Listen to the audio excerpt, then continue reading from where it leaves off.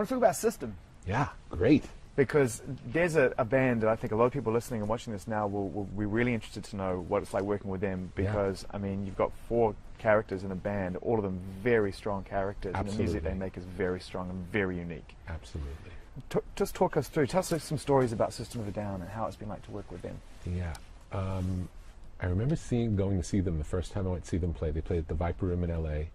It was packed, and it's, 200 people. And sold out. Sold out. And I remember watching the show and just laughing.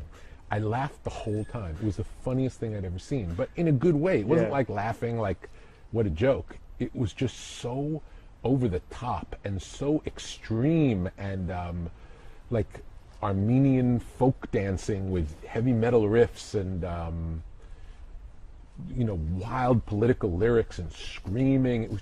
It was crazy music. And usually a lot of heavy music falls into a similar thing. I'm not going to say it's interchangeable because it's not, but there are certain rules of heavy metal, let's say, that everyone sort of follows those rules. It's a loyal fan base. Yeah. And they like, And System of a Down were a heavy band, you could say a heavy metal band, who didn't follow those rules. So they didn't have the rhythms that you'd hear in a typical, you wouldn't hear a Metallica rhythm. You'd hear a System of a Down rhythm, which was different, dun, dun, dun, dun, dun, dun, dun, dun, like different gallops and different, and it's rooted in their Armenian heritage.